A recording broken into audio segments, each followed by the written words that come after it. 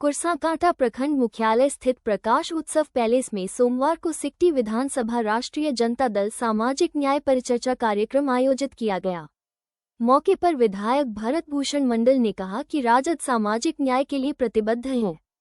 पूर्व मुख्यमंत्री लालू प्रसाद यादव हमेशा गरीब, वंचित, शोषितों के हक की लड़ाई लड़ने का काम किया है। वर्तमान में डबल इंजन की सरकार में पिछड़ा, अति पिछड़ा, दलित, महादलित का शोषण किया जा रहा है। विधायक ललित यादव ने कहा कि वर्तमान सरकार जनहित के मुद्दों पर विफल साबित हो रही है। सत्ता के इशारों पर विपक्षी नेताओं को परेशान कर रही है।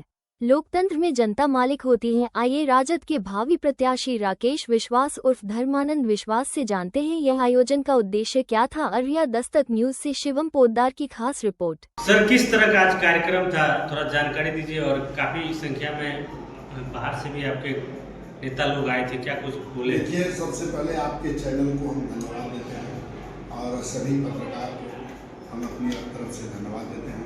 आज का जो यहाँ कार्यक्रम था कुरसाकांटा के प्रखंड मुख्यालय में और राष्ट्रीय जनता दल की ओर से ये सिकटी विधानसभा स्तरीय सामाजिक न्याय परिचर्चा का कार्यक्रम किया गया और इसमें तो बिल्कुल साफ है, राष्ट्रीय जनता दल जो है वो समाजवादी संगत के आधार पर अपने दल को आगे बढ़ा रहा है और इसी के आधार पर पूरे बिहार की उन्नति और बिहार की प्रगति और बिहार के विकास के बारे में चिंता करता है।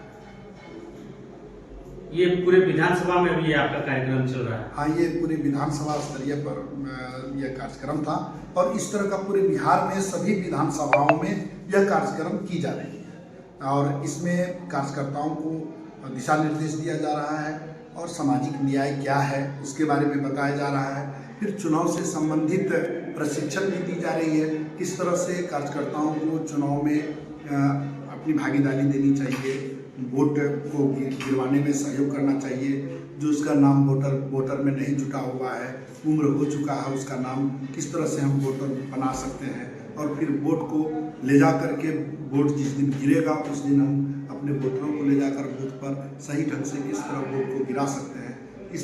इस कार्यक्रम में पूरे विधानसभा स्तर में सभी बिहार के सभी विधानसभा में यह कार्यक्रम चलाया जा रहा है। बड़ा सवाल है, आपके पूर्व मंत्री भी आए थे और कुछ विधानसभा में वर्तमान के विधायक भी थे आरजेडी के। जैसा सीमांचल में आरजेडी पिछले विधानसभा में कमजोर स्थिति में दिखी थी, 2025 विधानसभा में क्या लगता है इस बार की स्थिति कैसे रही? देखिए, ये बिल्कुल राष्ट्रीय जनता दल का इस बार जो है ये बढ़ा है, उसका स्टेप बढ़ा है, उसका जो है चाहने वाला का संख्या बढ़ा है। तो तेजस्वी यादव जी के जो आदरणीय प्रतिपक्ष नेता हैं हमारे राष्ट्रीय जनता दल के, उनका जो चलने का जो तरीका है बिल्कुल बिहार में बहुत ही एक अलग तरीके से चल रहे हैं। नीतीश कुमार को लोग जो है बिल्कुल अब चाहने नहीं लगे हैं। जिस तरह का उसकी लोकलिटी थी, जिस तरह से थी उसी तरह से घट गई। अब उनके विकल्प में मात्र एक तेजस्वी यादव जी, श्री तेजस्वी यादव जी का चेहरा है जिनको लोग पसंद कर रहे हैं, युवा हैं और उन पर एक भरोसा जगा है बिहार के वासियों को कि ये अगर मुख्यमंत्री बनते हैं तो बिहार में कुछ बदलाव होगा और बिहार तरक्की की ओर जाएगी, बिहार से पलायन रुकेगा और बिहार में जो है कई उद्योग धंधे लगेंगे और बिहार में रोजगार उपलब्ध होगा और युवाओं को नौकरियां प्राप्त होगी।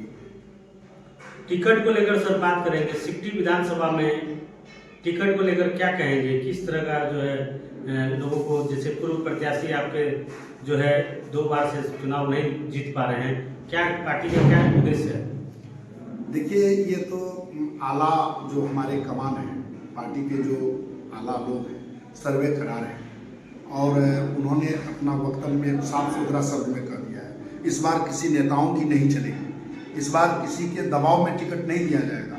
उन्होंने खुले मंच से, आदरणीय तेजस्वी यादव जी मंच से घोषणा किए हैं कि हम टिकट उसी को देंगे जो जनताओं के बीच रहेगा और जनताओं का काम करेगा और किसी नेताओं के कहने पर या खरीद फरोख्त पर टिकट नहीं होगा। बिल्कुल साफ सुथरी बात कही है और सर्वे कराया जा रहा है और सर्वे के आधार पर टिकट दिया जा रहा है, बिल्कुल साफ है। सिकटी विधानसभा में वर्तमान में जो विधायक हैं वो मंत्री हैं और आरजेडी की तरफ से जो पूर्व प्रत्याशी हैं और लोगों की जहां तक जो है मांग है कि प्रत्याशी को बदला जाए, फिर आरजेडी जो है वो आगे बढ़ेगी। क्या लग रहा है कि इस तरह का आपके पार्टी में हो सकता है?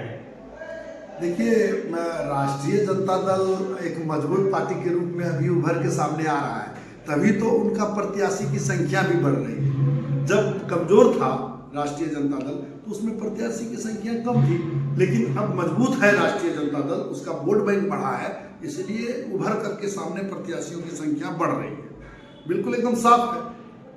आप जो है भाजपा से आरजेडी में शामिल हुए हैं, क्या उम्मीद लेके शामिल हुए हैं, क्या टिकट आपको मिलेगी?